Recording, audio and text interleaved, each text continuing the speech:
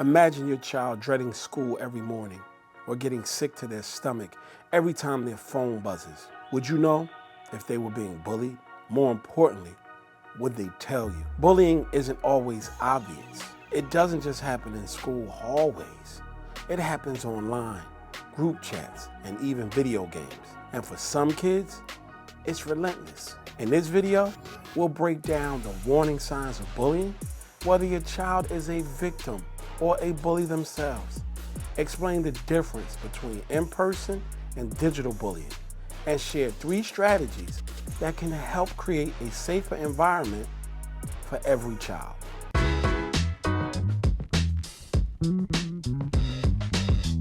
I'm Dr. Raymond Trigg, your premier safety guy, and welcome to the series Keep Them Safe, essential tips from Dr. Trigg's Guide to School Safety. In this series, I'll share my book's most effective strategies and help educators, parents, and administrators create safer, more prepared school environments for every student. Bullying has changed. It used to stop when kids left school. Now, thanks to social media, it follows them home. But whether it's happening in person or online, the effects are the same. Anxiety, depression, school avoidance, and in the worst cases, tragedy. So today, I'm going to help you recognize the warning signs and give you 3 practical strategies to prevent bullying before it's too late. Bullying doesn't always leave bruises. The signs are often subtle.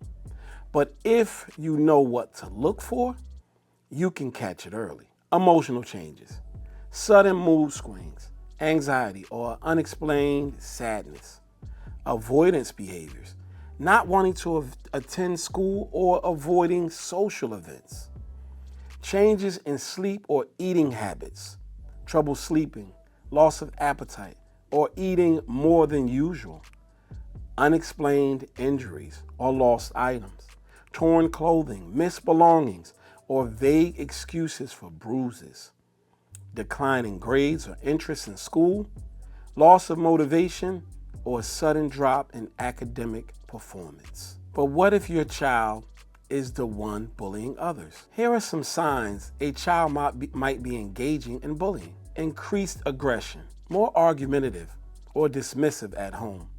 Lack of empathy, dismissing or making fun of others' feelings. Excessive focus on popularity or control, trying to dominate social situations. Secrecy about online activity, quickly hiding their phone or refusing to discuss interactions. Many kids who bully don't see themselves as bullies. They think they're just joking around or standing up for themselves. That's why having open conversations is the key. Bullying used to happen face to face, where at least adults had a chance to step in. But now it happens 24/7, often where no one can see it. In-person bullying. It happens at school, sports, or social gathering. Physical or verbal aggression, more likely to be witnessed by peers or adults. Next, we have digital bullying or cyberbullying. This happens through text messages, social media, and gaming platforms. Can be anonymous and relentless. No escape, and it follows the kids home. And digital bullying can be even worse than face-to-face bullying because it spreads faster. It can involve more people, and it never truly disappears. Studies show that 60% of U.S. teens have experienced cyberbullying or online harassment, yet only a fraction of them speak up or seek help. This means the majority are enduring this harassment in silence, highlighting the critical need for open communication and proactive measures. Stopping bullying starts with awareness, but prevention takes action. Here's what parents, teachers, and students can do together. Number 1, open lines of communication. Many kids don't report bullying because they fear retaliation, don't think adults will help, or they feel ashamed. The best way to break this cycle: consistent, judgment-free conversation. Instead of asking, "Are you being bullied?" try, "How do the kids at school treat each other? Have you seen anything online that made you uncomfortable? Who do you talk to when something is bothering you?" And remember, bullies also need support too. Many act out due to their own struggles at home or school. Number 2, set digital boundaries or monitor online activity. Cyberbullying thrives in secrecy. Parents don't have to invade privacy, but they should be involved. Check the privacy settings. Ensure your child's accounts aren't public. Follow or friend them online. This isn't about spying, it's about awareness. Encourage breaks from social media.